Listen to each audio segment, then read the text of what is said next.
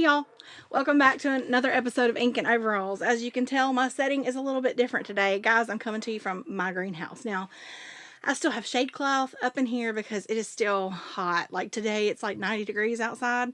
So if you see me sweating, it's because I had to turn my fans off out here so y'all could hear me. Maybe I didn't think this through very well. It was supposed to be charming and cute, but it's going to be like sweaty and hot and icky. But it'll be fine.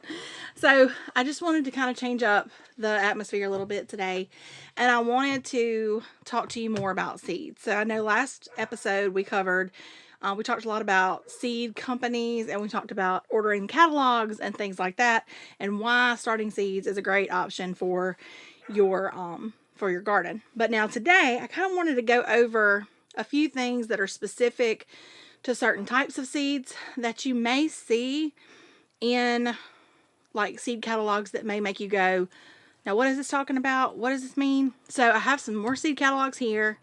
I got a Johnny Seeds, Baker Creek, and Southern Exposure, and I'm going to kind of go through and just kind of see the different categories they have and kind of go over some of the nuances of the languages in here, like determinate versus indeterminate. And we're going to talk about heirloom seeds and like what different kinds of seeds are, so that whenever you're going through and you're choosing your seeds for your garden, you feel comfortable and confident, and you can have a better idea of what some of these terms mean, what they mean for you as a gardener, and what they'll mean in your garden. So that's where we're gonna jump off today. So thanks again for watching. If you're tuning in for the first time, welcome. If you're not and you've been here before, welcome back. And yeah, we're just gonna dive right in. So whenever you get your seed catalogs in the mail, obviously, like as I've told you before, these are going to be full of everything from brassicas, meaning like kales and cabbages and broccoli, things like that, all the way to your tomatoes, your flowers, your zinnias. I mean, anything you want or you can think of, just about, is going to be in here.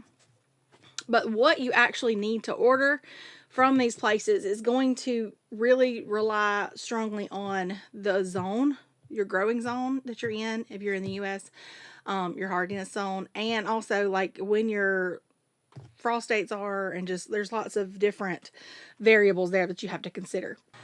So yes, you can go and look at your U.S. hardiness zone, look at a map. You can Google it really quick, what zone am I in, put in your zip code. It'll usually tell you.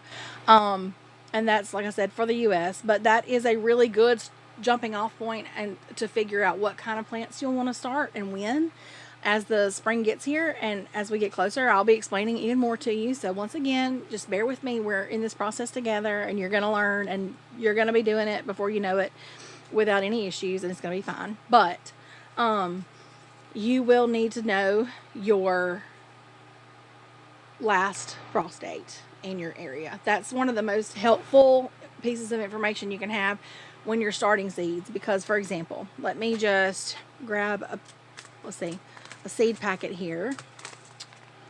All right, so this one is a Corona bell pepper from Southern Exposure. And on the backs of these seed packets, you're going to have information, guys.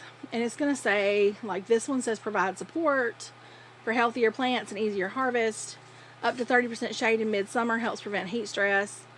And then it'll say on here, it's going to give you some examples of like when to start your seeds and how to start it. So it says, sow indoors in shallow pots or flats, which we're going to talk about, and I'm going to teach you how to do it, in late winter, 8 to 10 weeks before average last frost. So if your last frost day, like everything's going to be dependent on that. So like here, our average last frost is usually around April 1st-ish at the latest. It kind of varies, and I'll look it up, but year to year. But anyway, so that means I'm going to need to start, like if I was starting peppers 8 to 10 weeks before my projected last frost of the season, and that doesn't always hold true. That's just a jumping off point, because sometimes we get there and we have to hold on. We have all these plants ready to go in the garden, and Mother Nature says that she's not done freezing yet, and we have to hold on to those, and that's okay. This is just at your general starting point, okay? So April 1st, and then if I go back 1, 2, 3, 4, 5, 6, 7, 8 weeks from that is going to be like February the 4th. And that's around, I usually between the 4th and like the 14th is usually around when I try to start my plants. So it works out. It's in line with what this says. So knowing your last projected frost date in your area is going to help you know what you can grow and when you need to start your seeds indoors. Okay, so I just wanted to run over that with you guys. Let me just add that another good way of being able to tell, like, when you can grow, like for example, if you can grow your carrots the same time as your tomatoes, a lot of times on those seed packets it will tell you the ideal temperature for those seeds to be growing. And for example, on my carrots it's like up to like 75 degrees I think, and like we leave behind 75 degrees easily. Like by April it's above 75 every single day here by then. And so that's one way that I can know in my area that's not going to fly. Like I'm not going to be able to plant those things in April for a harvest later on in the summer. That's just not going to happen here. But depending on your weather and your temperatures, it may work for you. But that's just another example of the information that you can find on the seed packets. What I'm going to cover today, whenever I do talk about these different types of things, I'm going to cover largely the kind of seeds that I end up ordering in my spring seed orders every year, which are like the things I'm going to plant and start in February that are going to go into my garden and grow through like early summer. So those are going to be things like tomatoes, peppers, beans, like the things that really tend to go the long haul here in Mississippi and South Mississippi, versus the things that I would maybe order in like this time of year or like early spring. And that doesn't mean you can't start those things, but these are just the things I'm kind of going to go review with the terminology and things like that, because no matter where you are, you're probably going to try to grow tomatoes this summer, most likely. And so we're just going to kind of find that common ground and we're going to go from there, if that makes any sense. So, first of all, let me cover some of the terms that we talk about. Okay, so we talked in the last episode, if you saw it. If you didn't, I'll catch you up. We talked about GMO. So GMO means genetically modified organism, and that is a buzzword. We hear it a whole lot, and you will see seed companies from time to time. I don't think I have any examples, because usually these are seeds that you'll find in like stores and big box stores and stuff like that. But they tend to say, they'll like, no, non-GMO or non-GMO seed and all these kinds of things. Well, the thing is that you really don't have to worry about that anyway. That's really just a marketing tool, because GMO seeds are made for very specific people, for very specific crops, and they are sold to those people for that reason. So you're not going to accidentally stumble upon a GMO seed right now in the climate that we're in with seeds. Now, that doesn't mean that it'll never be an issue. It doesn't mean that something's coming around the bend that may change everything. But as of right now, for general purposes, especially sticking with these that I'm going to recommend, these different companies, you don't have to worry about getting a GMO seed. That's just not going to happen. But now, another word that you will hear in some of these catalogs will be hybrid. So hybrid, sometimes people confuse that with GMO. It's not the same thing. A hybrid is simply two different kinds of plants or more that were purposely or on accident, the happy accident, cross-pollinated with one another and created a new offspring than the parent plant. So it had two different kinds of parent plants, at least. I mean, because over time, anyway, usually two, just gonna, for the simplicity of things, I'm sorry. Two different parent plants, cross-pollination occurred, and then you get this hybrid, okay? And it may even be that you get a hybrid of a hybrid, or, all these things like can encompass when you get a hybrid seed. Now, that's not a bad thing. All seeds were at one point a hybrid. They had to start somewhere. So all that a hybrid usually means for you, if you're going to be buying from some of these catalogs, and you see something that says, like here on the Swiss chard page, for example, there is this Swiss chard. This is Johnny Seed catalog that says it's called Charbel. And you can see, you probably can't, but there's a little F1 beside the name of the plant there. Okay. That means that's an F1 hybrid, which means that it is a first generation hybrid. So they specifically bred these plants for the purpose of being, it says that they bred them for an upright habit, for healthy looking bunches, or if you're going to sell them at market. They have heavy textured leaves, and they're vigorous plants. And so they bred these, probably they had a couple of different kinds of chard they liked, and they took something they liked from, they had something they liked in each one, and so they put those together and created a hybrid, which is vigorous and happy and very easy to grow, usually, because it has that diversity in its genetics. So hybrids can be a godsend in the garden. They just sometimes get a bad rap because they are usually the hybrids that we come across, you can't really save seed from them. And as homesteaders, sometimes that's something that can make or break someone's ideology of self-sufficiency. And if you are going for that and you hear, oh, if I have a hybrid seed, I can't save the seed from it, which is just what it sounds like if you've never done it before. After this is like a little side, let me chase a rabbit here real quick. After your seeds have, like, your plants mature and they produce fruit or they produce flowers or whatever it is that they're supposed to do, at the end of that plant's life cycle, you will have the opportunity to harvest seed. Now, whether that's like when you get a watermelon and you cut it open and there's seeds in there, or if it's like lettuce that or basil that flowered out and then the stem kind of dried up and you can like just go through and just kind of roll those like in your hands and get the basil seeds out of there. That's saving seed. You put those seeds away and you plant them next year, you've saved seed. You've done it. And you have, like that way, like you started the seed, you saved the seed, and you don't have to buy them again. Okay. But the thing with hybrids is when you save that seed, you aren't going to get what you're going to get from an F1 hybrid plant. When you save seed, it'll most likely grow something, and it'll probably grow something that's fine. But you're not going to get anything that's genetically like the parent plant because the parent plants were different. And so at first, when a hybrid is brand new, you purchase that kind of with the thought of, if I save these seeds, like I love the way this thing grows, but if I save these seeds, I'm not going to get the same result next year.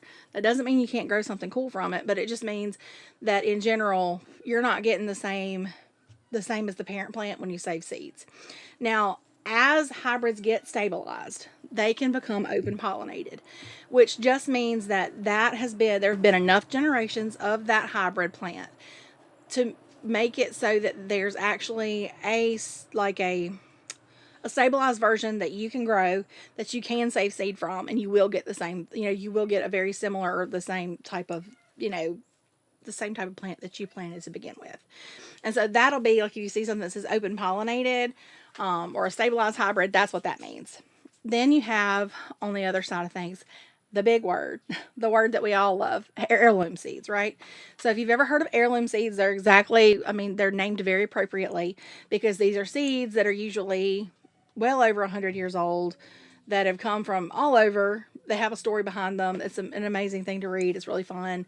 But these things have been passed down through generations because they're awesome seeds. And whenever you get that heirloom seed, you're holding something that has been around for generations and that will produce, when you save seed from that, if you do it appropriately, then you're able to get the parent plant, that same kind of makeup in the seed, so that whenever you plant it again, you can rely on it being a yellow tomato. If you planted an heirloom yellow tomato, you put a blossom bag on it. We have to talk about saving seeds later.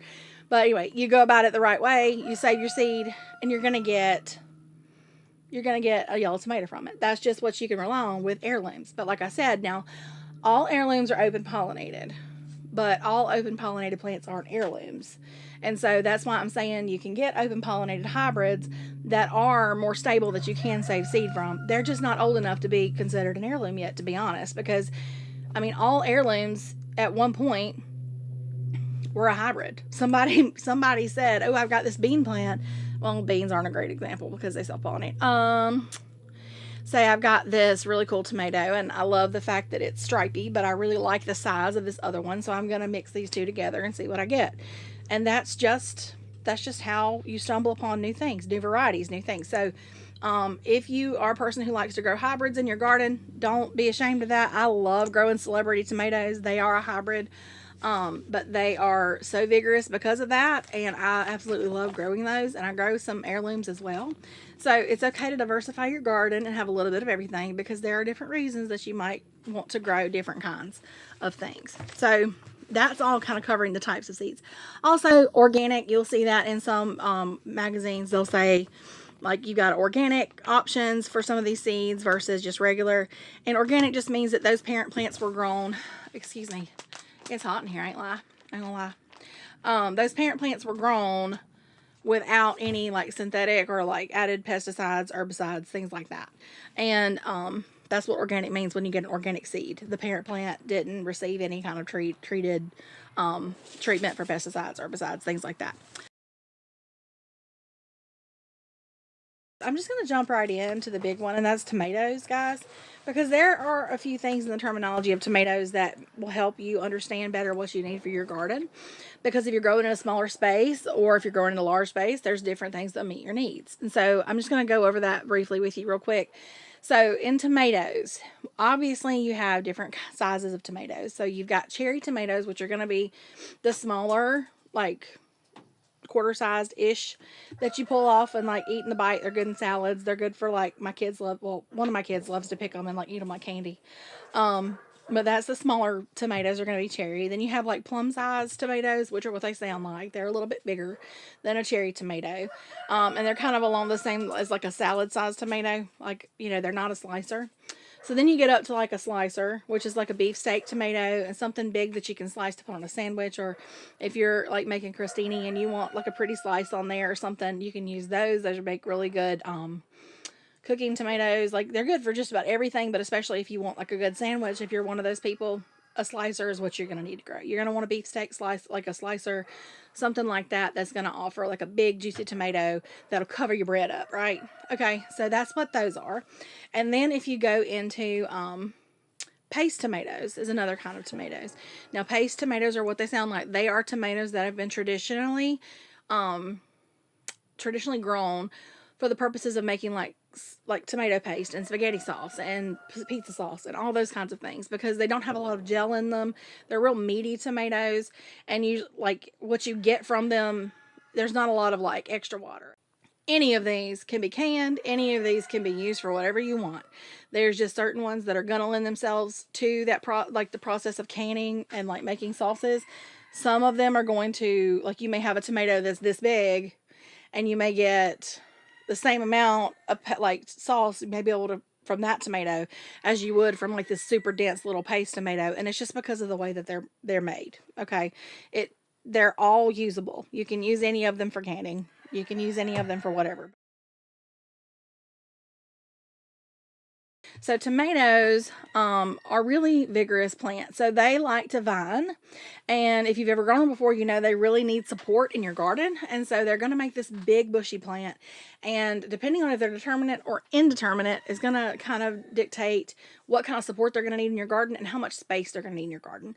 So if you purchase a tomato and it says that tomato is indeterminate, that means that tomato is going to continue growing and producing fruit until until it dies. I mean, until the weather changes and it gets bad, or it just, gets too dry, gets too hot, gets too, for a very long time, this tomato is going to keep producing fruit.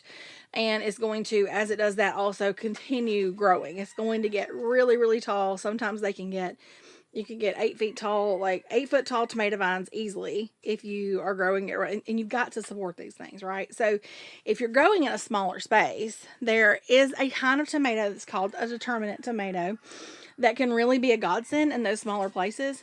And it doesn't mean like it's some tiny tomato. Now, they do have those too, like little patio tomatoes, okay? But if you grow in a determinate tomato, there's a couple of things there that you can draw from that. Number one is the amount of fruit that thing is going to produce is kind of predetermined in the genetics of the seed. And so whenever you plant it, it's got a certain amount of tomatoes that it's going to produce, and then it's going to die off. It's determinate. It's already determined how many it can produce. It's determined, and it's got this many things to do. And so as it grows, it's going to produce fruit. And a lot of times, these are the ones that tend to produce their fruit kind of all at once. Not so much the trickle that you kind of get with indeterminate varieties. A lot of times the determinate tomato will ripen a lot of its fruit at once, which really comes in handy if you're canning and stuff like that. But now that doesn't mean it's all at once and it's done. You've got several weeks of harvest even with a determinate variety, but they just tend to it's kind of like the plant's more in sync with itself. And so you notice things like it kind of all happens at the same time. You're going to have these like clusters of tomatoes that are ripening around the same time. And that's just my experience with determinate tomatoes. What it also means is, since it has that certain, like, kind of like that given amount of tomatoes it's going to produce in its lifetime, it also is not going to get as huge and as viney and as wild as an indeterminate tomato would. And so it's going to give you this bush, and it's going to be beautiful. It's going to still need some support, like a stake or maybe a a nice hefty tomato cage. I'm not a huge like advocate of those regular dinky tomato cages, but it's going to need a cattle panel. It's going to need a stake, some type of support just to keep it from falling over, but it's not going to go as crazy as those indeterminate varieties. Also, determinate varieties don't have to be pruned as often, and so that's something else. Like, some people don't prune them at all. A lot of times you don't have to, and it's just because they're determinate tomatoes. They're already kind of controlled. You don't really have to govern their growth the same way you do an indeterminate tomato. They're not going to completely take over your whole life the way that an indeterminate tomato might. So that's that for those tomatoes. Okay, now I love y'all, but I had to turn the fan on back there, so if y'all hear that, I'm sorry. I'm going to try to speak like clear enough and loud enough that you don't have to be completely distracted by it, but y'all, I'm hot. All right, so we talked tomatoes. Let's talk peppers. By the way, this is how I organize my seeds. So I get these, they're actually photo organizer boxes. I get them from Michael's. I will have one linked in the description because they do have them at Amazon. But they hold so many seeds, which, as you can tell, I have two. So, because I have a lot of seeds, but they have these little individual little boxes inside. They fit seed packets perfectly, like perfect. And I just take washi tape and just label whatever's in there so that whenever I put them in, I can just go through and pull out whatever I need. So that's why I was able to pull these peppers out so easily. All right, so when it comes to peppers, you really just got, obviously, you got your hot peppers and your sweet peppers. Now, your hot peppers are going to be things like your jalapenos, cayenne, obviously habanero. There's plenty of others that you're going to grow. Usually my favorites are the jalapeno, and I grow cayenne because it has medicinal benefits. And then I accidentally grew something this year that is so hot, y'all. It's like this black bell pepper. I thought it was supposed to be a bell pepper, but it is so spicy. So yeah, you got your hot peppers, and then you got your sweet peppers. Obviously, your bell peppers are going to be a sweet variety that lots of people like to snack on and things like that. And things like these monster peppers, they look a lot like a bell pepper. Usually if they have that shape to them, you can usually assume they're probably not hot, but that's not true for those black ones that I grew out there, y'all. I'm still trying to figure out what I did. I planted something that was hot. But anyway, so your bell peppers are going to be usually those snacking peppers. I like to grow them and freeze them. Like, I'll slice them up, freeze them in a bag, and I can throw them in whatever I'm cooking. So that's going to be when you're looking for your peppers. Think if you want sweet, if you want spicy, and what you're going to do with those. Like, you don't want a bajillion jalapenos growing if you're just going to use them one time to put on the grill with some deer meat and bacon or something, or stuff them with cream cheese and wrap them with bacon and put them on the grill. If you're just going to do that once or twice, you don't need a whole bunch. But now if you want to put up cowboy candy, which is candied jalapenos, and you have things that you want to make with them, then you may want 3 or 4 or 5 plants. It just depends. But always keep that in mind whenever you're making your choices, guys, that even though you may see 1,000 different types of jalapenos, maybe that you have a yellow one, a red one, a green one, a brown one, and you want to grow them all, do you need them all? Before you dedicate your space in your garden, think about what you're going to use them for. And also, just whenever you're thinking about garden layouts, I'm going to throw this in here too, you can plant sweet peppers and hot peppers together. They're not going to cross with each other. That DNA is already in that seed. What that plant is going to do is already in that seed. And so it's not going to all of a sudden become a hot pepper because it's growing beside some hot peppers. But now if you save seed from those, you could get some crosses. So that's where that comes in. But you'll hear so many people that say, don't grow your hot peppers next to your sweet peppers and blah, blah, blah. But really, it's not an issue. It's just not the way that it works, because the cross-pollination that happens determines what that seed is going to be inside of your pepper. Does that make sense? So your seeds will have the echoes of whatever happened. If you had a cross-pollination between a hot pepper and a sweet pepper, your seeds will tell that story next year when you plant them and then you grow them. But it shouldn't affect your peppers that you're actually harvesting the year that you're growing them, if that makes sense. Okay. What else can I go over? So those are the two big ones. I mean, those are the ones like you think.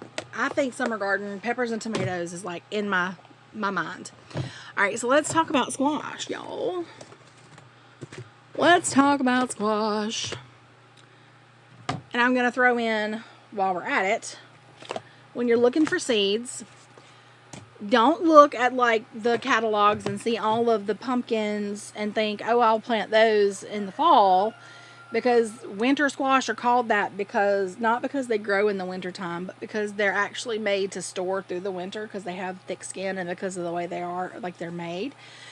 So your pumpkins and things like that actually will need to go in the ground not too long after you kind of get your other stuff going. And so don't be fooled by that when you're looking for your, if pumpkins is something you want to grow, keep in mind that they do take up a lot of space because they vine and they go everywhere. But if that's something that you want to do, you need to go ahead and be planning for it. Don't let the time get away from you because you think that you've got time, since it's a more of a fall thing in your brain, because you have to start that, and that it takes a long time for those to grow. All right, so squash. With your squash, you've got a couple of different growing habits that you're going to see in your squash. So squash are, you think about like a yellow squash, and you think you got a bush, right? A bush squash. And they can still get very big. They take up a lot of space. You can prune them to like help with some of that. But in general, they've got really big leaves and they'll make a big bush, okay? You got bushing squash, and then you have like vining squash. And it's just what it sounds like. So like things like your butternut squash, a lot of your winter squashes, a lot of those, most of those are vining squash, unless you get like a hybrid that's meant to be like, they have like a baby bell, like a butter bush, I think squash is like a butternut that actually grows in a bush habit, but most of them vine. And so that's something you want to keep in mind, because if you have a small space, you may not want to order 3 or 4 different types of vining squash if you don't have the space. Also, if you have a small space, you want to think like one of these plants is going to take up a good amount of your garden space. That doesn't mean you can't do it. I'm all for putting more in, and I don't follow the seed packet spacing when it comes to my plants. I'll have reasons for that. We'll discuss in a future episode. But like especially if you have a raised bed, if you plant that squash like toward the end so that that foliage can kind of spill over, it does save you some space in your beds. But even so, you still wouldn't want to put think you're going to put 7 of these things in like a 4x8 bed. It's just going to be like just leaves and nothing else. You're not going to be able to have anything go on there. So yeah, you want to think about the space. Always think about the space you have to give to these things. And so you've got like patty pan squash. They're going to be kind of shaped like this. There's several different kinds, colors that you can get. Some even stay green, but they fry up and taste a whole lot like just a regular like table like summer squash. Okay. You've got your squash, and you've got like I said, that's patty pan. And then you've got your regular like summer squash that are more like gourd shaped. You're familiar with those. And then this is one of my favorite types to grow. This is lemon squash. These literally just produce like these little lemon things, but they are resistant to squash vine borer, which are like these little, there's these moths that fly around, and they're like red, and they lay eggs on your leaves. Well, those eggs hatch, they drop down on the ground, and then after they pupate, they grow into like this little wormy thing that likes to eat through the roots. And so it'll through the vine, so it'll actually bore a hole into the vine and get inside the vine and eat the vine of your plant. So if you've ever gone out and had a healthy squash one day, and the next day it looked like it was just falling over on the ground and didn't have a stem left hardly, it was a squash vine borer that you had. Another caveat to say, it's not when they pupate that they're the problem. It's whenever, so the eggs drop into the soil and then they hatch and the larva makes its way up into the plant. Then they will pupate in your soil for later, but that's an issue for another day. But just for the sake of the damage that's done, it's caused by the larva in the vine. All right, so then of course we got your zucchini, which is your, the big green squash. They said that they grow kind of crazy, and that you've got one plant and it's going to give you and the neighbors and everybody's going to be getting these baseball size zucchini. So zucchini, they grow very much. They are usually always a bush habit, so they are like a bush squash. And like I said, once again, you can plant it at the edge of your bed if you have a raised bed. Kind of let it spill over the side. It's not going to take up quite as much room, and they're going to produce a lot. Like 1 or 2 zucchini plants, you're going to be good. And then if you do have issues, I'm going to show you a couple of varieties that I really like to grow because of that reason we were just talking about with the vine borers. So this stuff right here, this zucchini rompicant, and there's also, it's the same thing as like a trombonzino squash. These guys, if I can get them in the ground and get them established before the vine borer starts to move in, they cannot chew through these vines. Now, this is a vining squash though. It runs all over the place and it grows these huge squash. So I only need a couple of these to grow and to do well every year for me to have plenty, because you can eat them. These are cool because you can eat them when they're green, and you eat them just like you would a summer squash. Or if you wait and leave them on the vine, eventually they turn like this buttery yellow butternut looking color, and at that point they've kind of become a storing, like they're good for storing, and they're kind of a winter squash type butternut alternative at that point. So they're really, really versatile. So there's those. And then I'm not specifically going through types, but like I did want to mention that, you know, even if you think that maybe squash, you can't grow squash because you have vine borers. Oh my gosh. Sorry, my goats are right out there, and she's just about to push her entire shelter over because she's a goober, and that's what she does. Anyway, I just wanted to kind of let you know that even if you run into problems, because a lot of people just will not grow squash anymore because they've had so many issues with vine borers, there are a couple of options out there that are worth trying, okay? So don't get discouraged.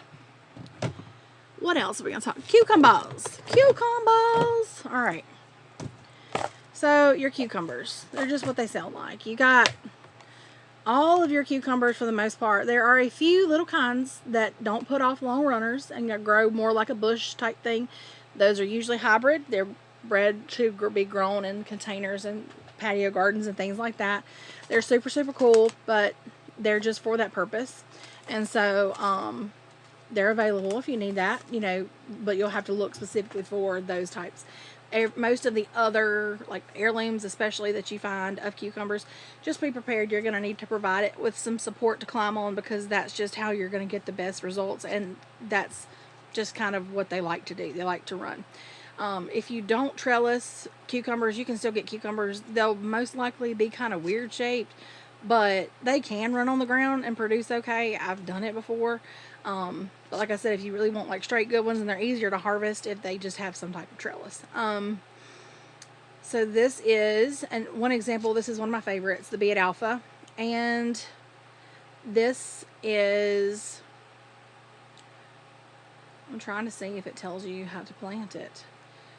Cucumbers, squash, melons, beans, those are all things that typically can stand to be direct sown or started in your, like, under lights or in a greenhouse, and that's usually up to you. So yes, cucumbers is something you want to consider. Grow your cucumbers if you want to eat them in your salads or your pickles. All right. What else? I don't think I'm going to go through flowers right now, because I think I'm going to talk about flowers in another episode. So for the purposes of this, melons are a lot like squash. They're going to take up space, especially the vine. They're going to vine. So you're going to need to keep that in mind if you want to grow melons. Don't let it keep you from it, but you may not need 14 types if you only have a small space to dedicate to them. Keep that in mind when you're ordering. All right, so beans, real quickly. Beans, as I think of, as like you got your different kinds of beans. So some beans are made to like dry on the vine. That's more of your dry beans that you're going to like put in your cans and you put in your soups and things like that in the future. And then you've got, like, of course, green beans, which are really popular. I like to grow green beans, and I grow pink eye purple whole peas too when it's really hot in the summer here, because they like heat. But most of your beans are going to be either a bush variety, which is going to grow in a bush, like I said, like what it sounds like. And you're going to have also pole beans, which are also, you can get green beans that are pole beans, but they are going to grow up like a trellis or something like that and produce these beans that like hang down and are really pretty. But you can get different varieties of each. You can get bush beans that are, you know, limas. You can get bush beans that are like kind of like kidney beans, or like the black and white like cowpeas. You can get different kinds of those, which are a lot like purple whole peas. So something that I usually look for whenever I'm ordering my green beans, I usually try to find beans that are stringless, because I don't like the strings in them. I don't like having to take the strings out, and I don't like the way they taste. And so that's just one thing I look for. But I like to grow pole beans because they look pretty growing up, like a whatever you have, a stick or whatever you can put out there. It's going to grow and twine up, and it's just going to be really pretty. So I like to grow pole beans, and I like bush beans, but that's the kind of the habits of those. You can find whatever works best for you. You can put a lot of bush beans in a small area, and they're going to produce a whole lot. And you know, if you want to can or do something like that, they tend to kind of ripen around the same time. So it's easier to gather a whole bunch of those at once. So things like pole beans, I think of those as kind of my like come and go. Like I can, like those we can kind of eat off of and get several meals from them as they just kind of grow and come in a little at a time. And that's what I like. I love pole beans. I love growing pole beans. They're so fun. All right, so I think that's all I'm going to cover today. The squash, I talked a little bit about melons, cucumbers, peppers, beans, tomatoes. I think that's all I'm going to say today. I think that's all I'm going to do. If you have questions, let me know. If you've got more things you'd like to hear about, let me know. Next week, we're going to talk about starting these seeds and what that's going to look like for you. You can find me here on Wednesdays at 7 at Wally Media Group on YouTube, or my audio gets uploaded to podcast platforms on Sundays, and that's like Spotify and Apple Podcasts, and my website inkandoveralls.com has a link for podcasts where you can hear all of the audio that way. There's also a merch link and a shopping link and a newsletter link, so you can sign up for my newsletter. I want you to go do that, please. And guys, if you're not already following me on TikTok, Instagram, Facebook, please go give me a follow.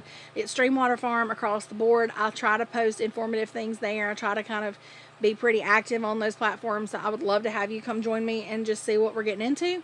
And yeah, I guess that's it. Until next time, I hope you find the beauty wherever you are. I thank you so much for sticking with me while I've rambled about seeds. It's one of my favorite things to talk about. I hope I didn't bore you to tears. Find the beauty wherever you are, and I'll see you next time.